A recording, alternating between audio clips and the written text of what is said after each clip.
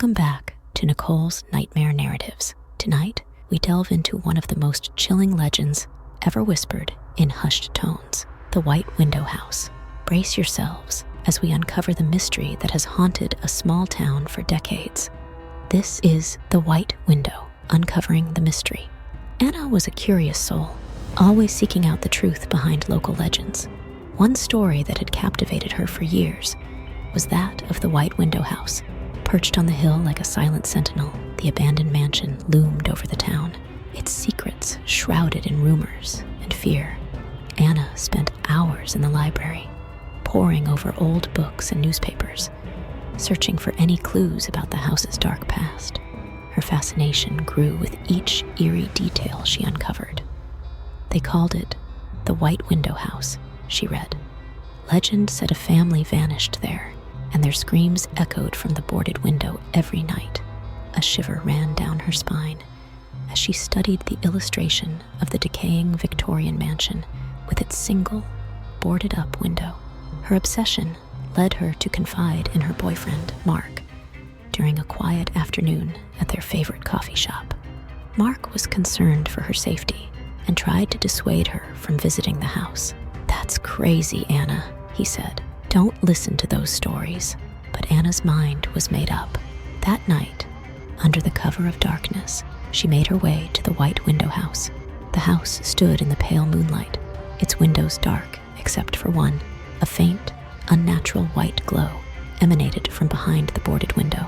With a deep breath, Anna crept through the broken front door. Dust motes danced in the moonlight, filtering through shattered windows. The air was thick with silence, and the house felt like a tomb. Anna whispered to herself, "The window." As she approached the infamous window, she noticed a single, blood-stained handprint marring the boards.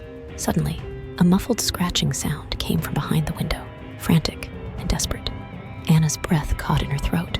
Then, a blood-curdling scream erupted from behind the window, filled with pure, primal terror. Anna gasped, her heart pounding in her chest. The white glow behind the window intensified, revealing a spectral face contorted in agony. The face was a grotesque caricature, a mask of unimaginable horror. It pressed against the boards, its silent scream echoing in Anna's mind. Overwhelmed, Anna stumbled out of the house, her face pale, eyes wide with terror. She sprinted towards the woods, the sound of the muffled scream a horrifying counterpoint to her ragged breaths. Anna returned to the coffee shop the next day, her face blank, a vacant stare in her eyes. Mark was waiting for her, his concern growing with each passing second. "Anna, what happened? Where were you?" he asked. But Anna never spoke again. Sometimes, late at night, if you listen closely, you might hear a muffled scream coming from the White Window House, and a faint, spectral glow emanating from a single window. Years passed, but the legend of the White Window House only grew stronger. Locals spoke of Anna's encounter in hushed tones, warning newcomers to stay away from the cursed mansion. Some said that Anna's soul was trapped in the house, forever bound to the white window. Curiosity continued to draw people to the house, each hoping to uncover the truth behind the legend. One night, a group of friends decided to investigate the mansion, armed with flashlights and recording equipment. "Are you sure about this? I mean, we all know what happened to Anna," one of them said. "Come on, it's just an old house. There's no such thing as ghosts," another replied.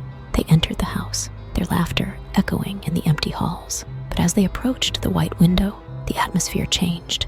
The air grew colder, and an unsettling silence fell over the group. One of them, a girl named Emily, felt a strange pull towards the window.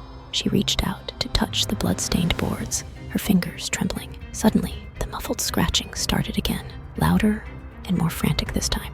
Emily screamed, "What is that?" The others backed away, their fear palpable. Emily's eyes widened in terror as the white glow behind the window intensified.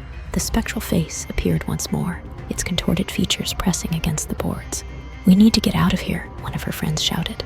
The group fled the house, their screams echoing through the night. Emily was the last to leave, her eyes locked on the spectral face, until she was pulled away by her friends.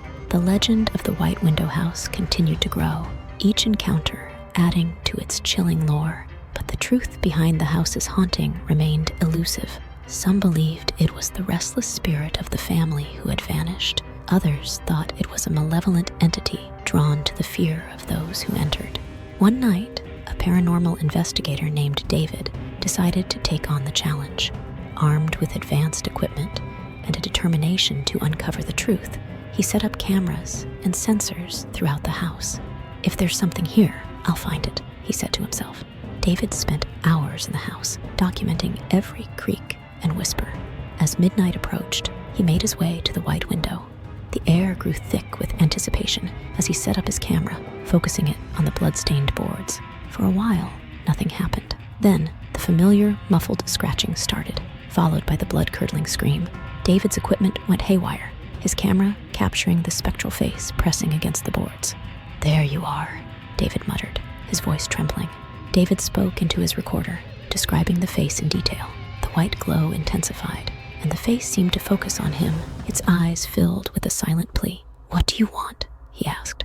The face disappeared, leaving David in stunned silence. He played back the recording, listening to the eerie sounds and his own voice. But something was different. In the background, a faint, desperate whisper could be heard. "Help me," the whisper said. David's heart raced as he realized the spirit was reaching out to him. Determined to uncover the truth, he returned to the house night after night, each visit bringing him closer to understanding the entity's plight. Through his investigations, David pieced together the tragic story of the family who had vanished. They were trapped in the house, their souls bound to the white window. The spectral face was that of the youngest child, who had been the last to succumb to the house's malevolent force. David's work brought closure to the town, but the white window house remained a place of fear and fascination. The legend endured, a testament to the power of curiosity and the unknown. Anna's story, and those of the others who had encountered the white window, served as a warning to those who dared to seek the truth. And so, the white window house stands, a silent sentinel on the hill, its secrets hidden behind the boarded window. But if you listen closely on a quiet night, you might hear the faint, desperate whisper of a child still seeking help from beyond the grave. But David's findings were just the beginning. The more he delved into the house's past, the more he discovered a tangled web of tragedy and mystery. The family's history was filled with strange occurrences and inexplicable events that hinted at something far darker than anyone had imagined. The house had been built by a man named Jonathan Harper in the late 1800s. Harper was an eccentric inventor, known for his groundbreaking work in the field of electrical engineering. He moved into the mansion with his wife, Margaret, and their 3 children. For a while, the family lived peacefully, but rumors of strange experiments and mysterious lights coming from the house began to circulate. One night, neighbors reported hearing terrifying screams coming from the mansion, followed by an eerie silence. The next morning, the family had vanished without a trace.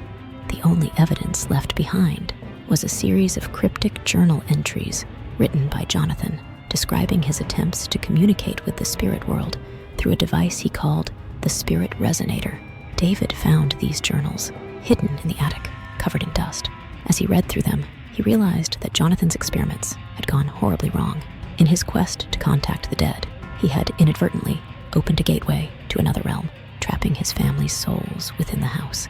The white window was the focal point of this gateway, and the spectral face that Anna had seen was Jonathan's youngest child, Lucy, who had been the last to perish. Determined to free the trapped souls, David constructed his own version of the Spirit Resonator, using Jonathan's notes as a guide. He set up the device in front of the white window, hoping to reverse the effects of Jonathan's experiments and close the gateway for good. As he activated the device, the house trembled, and a deafening roar filled the air. The white glow from the window intensified, and the spectral face of Lucy appeared once more, her eyes pleading for release. David concentrated on the device, adjusting the settings and channels, trying to find the right frequency to free the trapped spirits. Suddenly, the room was filled with a blinding light, and the screams of the trapped souls echoed throughout the house. David felt a surge of energy as the gateway began to close, and the spectral face of Lucy slowly faded away. The house fell silent, and the white glow from the window disappeared. David had succeeded in freeing the trapped souls, but but the experience had taken its toll on him. Exhausted, he collapsed to the floor, his body trembling. When he finally regained his strength, he left the house, never to return. The townspeople hailed him as a hero, and the legend of the White Window House became a story of redemption and hope. Thank you for joining us on this chilling journey into the unknown. If you enjoyed this tale, please like, subscribe, and hit the notification bell to stay updated on our latest stories. And remember, some legends are best left undisturbed. Until next time, this is Nicole's Nightmare Narratives, signing off.